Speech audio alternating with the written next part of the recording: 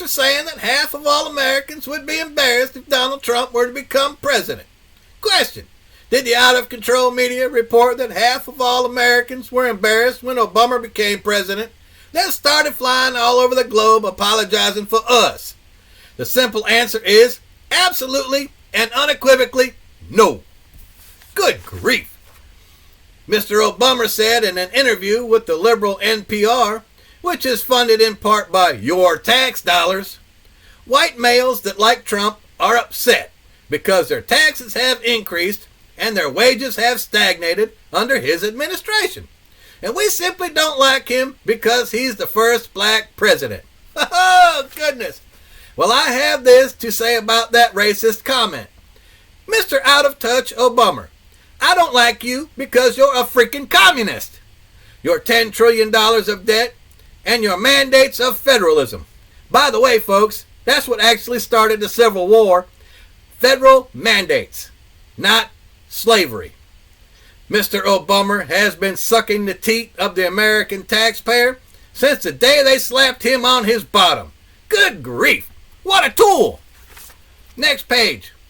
After all the hubbub by the lunatics who are constantly kissing the gluteus maximus of all of those who hate us, Donald Trump's comments over Muslims cheering in Jersey City, New Jersey on 9/11 when the Twin Towers collapsed, guess what? That's right, it happens to be true. Oh no, not more truth from the Donald. According to Mark Mueller, who investigated the claim and interviewed Jersey City police, said that it did happen. Not to the extent Trump exaggerated, but about 60 people had parties and were cheering. Question: are you like me and not concerned about how many people participated in this despicable act? I'm just enraged it happened at all. And I think at the very least, they should be deported. And if I had my way, they'd be shot. Of course, that's only my opinion. If you need more proof this is not the America it used to be, I cannot imagine what that would be.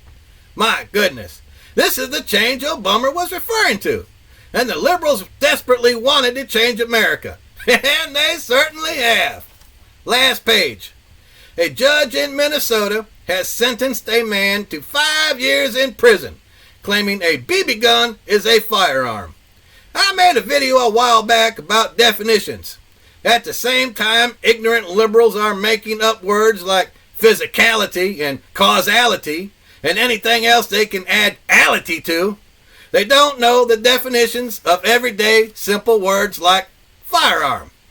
Merriam-Webster defines firearm as a weapon from which a shot is discharged by gunpowder. Hence the word fire. Goodness gracious. Gunpowder, when igniting, creates fire. A BB gun uses compressed air, either by the pumping action or compressed CO2 gases, which do not ignite. This is another assault on anything that has the word gun attached to its name in any form or fashion. The liberals are not going to stop this campaign. Mr. Obama said, again, this time from Hawaii, when he returns, he's going to use Executive Order number 9,300,666 to make it harder for law-abiding citizens to lawfully purchase a gun. And I don't know about you, but I plan on buying at least 2 tomorrow. And a final thought. If you find yourself waking up at 3 o'clock in the morning, day after day, and don't know why, well, it's because that's the hour of the Lord. He's trying to talk to you. Please be receptive and allow him to make your day.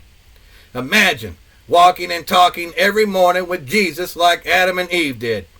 Then the day after their commitment to sin, not having that time with him for the rest of their lives. That must have been hell. That's all!